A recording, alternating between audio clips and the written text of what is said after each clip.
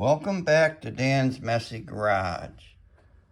Today I'm in my messy garage going to figure out the engine dangle angle of the car. See, I have to make a transmission mount, but I want to make sure I have the engine in the correct angle. And one way to do that, maybe not the only way, the best way, the way I'm doing it, is I'm going to take a carpenter level. I'm going to set it on the rocker panel. I don't know if you can see it because I'm not looking at the camera. And I want to get the car itself level. And I got a jack under the rear end. And I got rockers level. I checked it all different places. In fact, I just set it up here on the door. It's level. Now, on intake manifolds for carburetors, they have a built-in angle of the carburetor because they want the carburetor to be level. So I put the level on the carburetor, which I need to do from the other side because it hits the intake on this side. Okay. And then I adjust the angle of the dangle, the engine, so that that carburetor is level. The rocker panel in the car is level. Then that gives me the correct angle of the engine pointing down. And there, you get into the pinion angle and the difference between the engine and the trans and the pinion and drive shaft. We're not going to talk about that right now. I just want to get this engine in there at the proper angle so I can make my transmission mount. All right, we're under the car now, and I'm going to explain what I'm going to do with the transmission mount. I got the engine dangle angle correct. I have the trans sitting here. This is the transmission mount, not bolted down yet. But what I'm going to do, take a piece of angle iron. I'm going to drill some holes in it, bolt it onto that. And then from here, I'm going to have some more angle iron come down and attach to the angle iron that's going across horizontally. I'm going to do that on both sides. Make a simple mount. I've done it before that way and it's strong. So I'm going to get to it. First I want to measure the distance, well, of these two studs.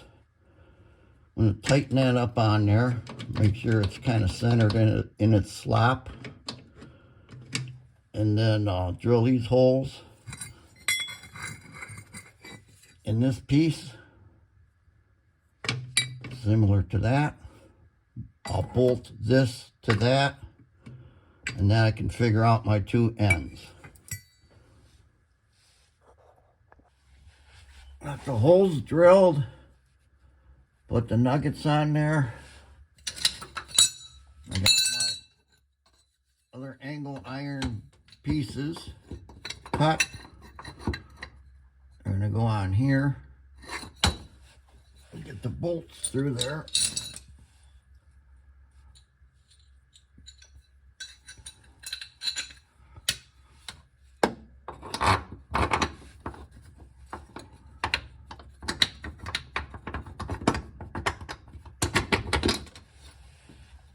Might be easier to put the bolt the other side. Yeah, okay. This will go on there.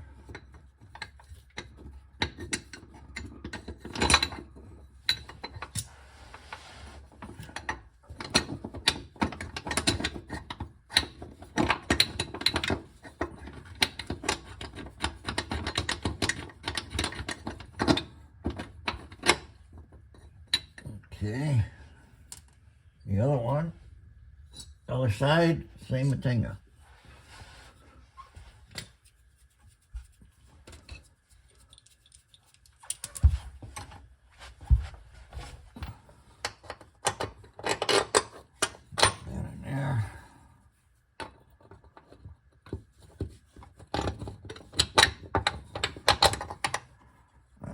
There. And then what I'll do, I'm going to weld these, but I think first what I'll do is cut the corners of this part off to allow, I don't know if you can see what I'm pointing to or not, but allow this to come in contact with this edge here so I can weld everything securely. So we get a something to mark with. I got my Lively Special scratch awl here. Oh boy. Like everything's in the way, but I think if I cut that off somewhere there and cut this one off somewhere like that, I can weld stuff up. What I'll do is cut them first. I'll take some vice grips, get that over there, clamp them on, and then I can take it off the car and go weld it up. Yeah, I got that cut off.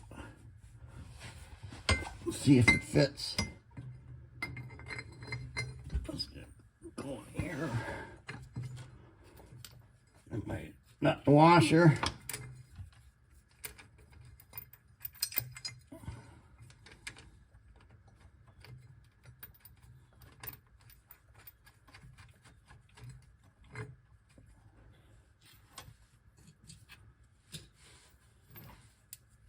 All right.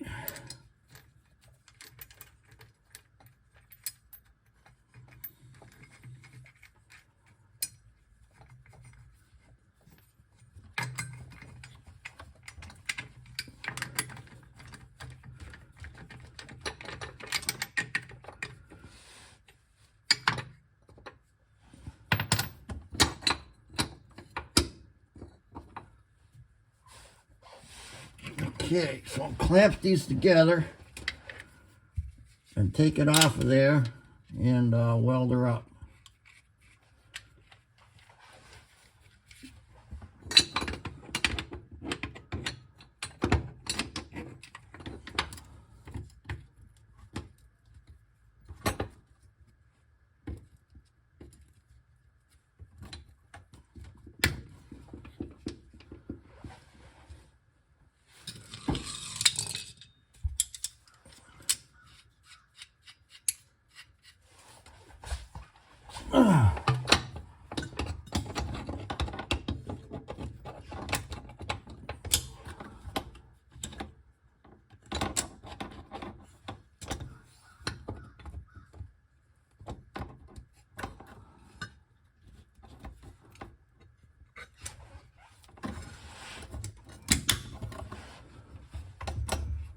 All right, how's that look back from where you are? I got clearance all the way around here.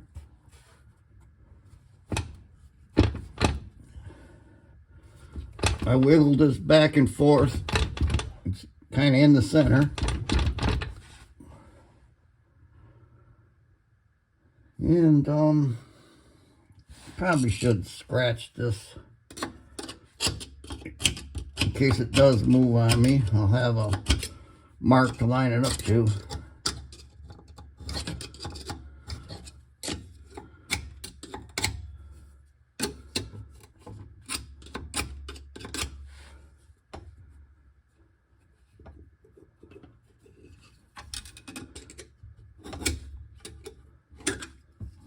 scratch the back side also here. Okay, now I should be able to just take the nuts off here and pull those bolts out, and this should drop down.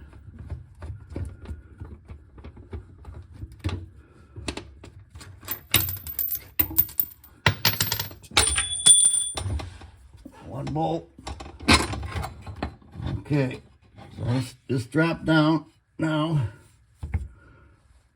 Take it over and weld it. It's going to be the same as yesterday. Guys, you're going to have to close your eyes. I'm welding 1/8 inch angle to 1/4 inch angle. And I might have to play with the settings on my welder, but we'll see. Okay. Looks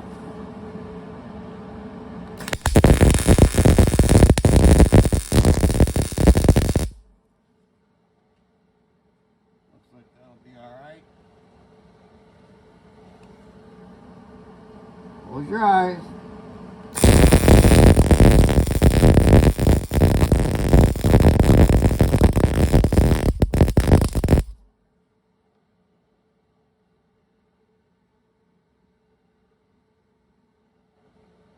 Looks like I need to slow the wire speed down.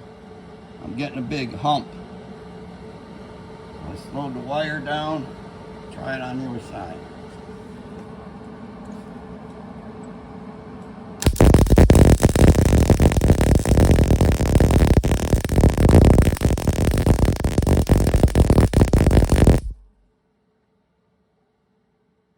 That looks better.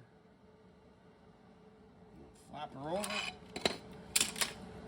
You don't have to watch all this, guys. I'll show you when it's done. Okay, the welds are looking good.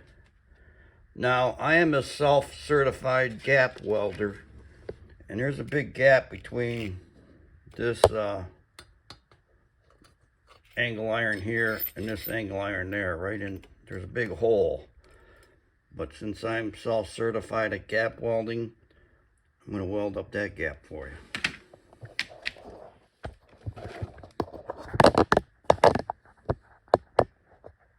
Yeah, I'm going to try to get you guys where you're not in the way, but you can still see. We'll try that.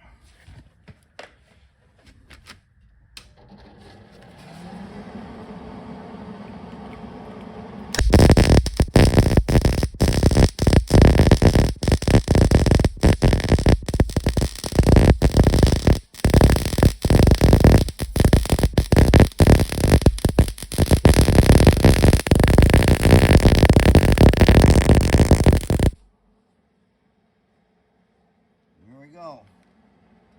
One gap welded.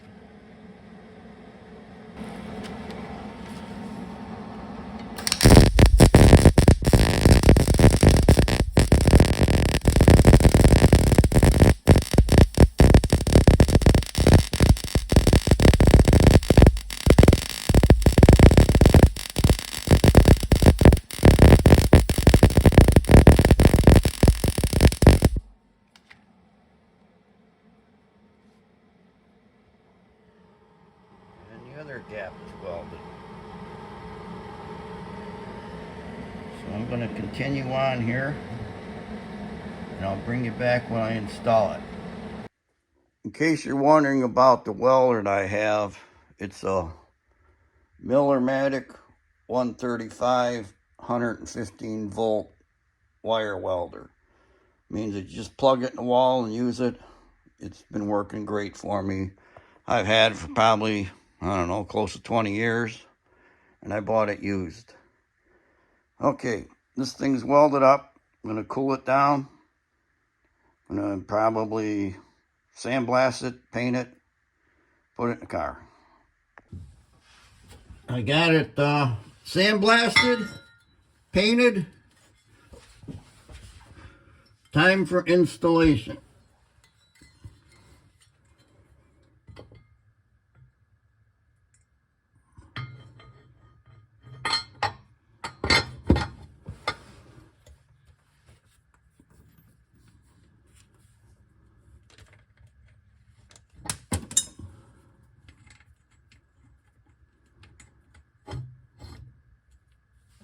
day.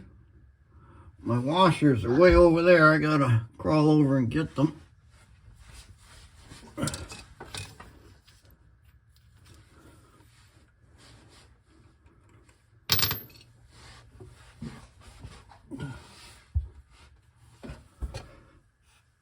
All right.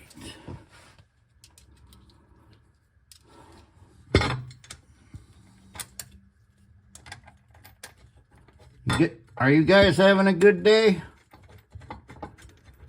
Really? You're not going to tell me, eh? All right. Okay.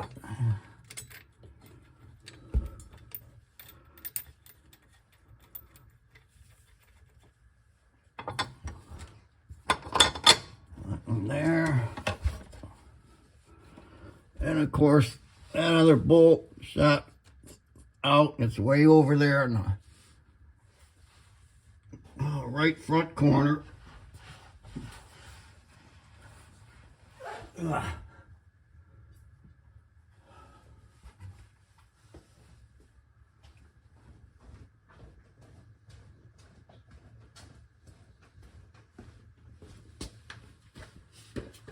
With the car being so far forward right now, I don't have a lot of room to walk around in front of it. So to get this bolt, I'm going to come all the way around the car.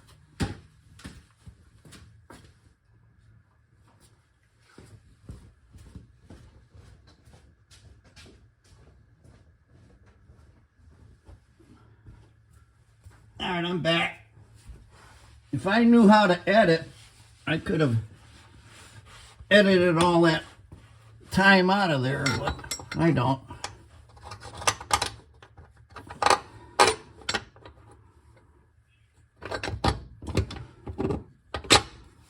All right, those are in.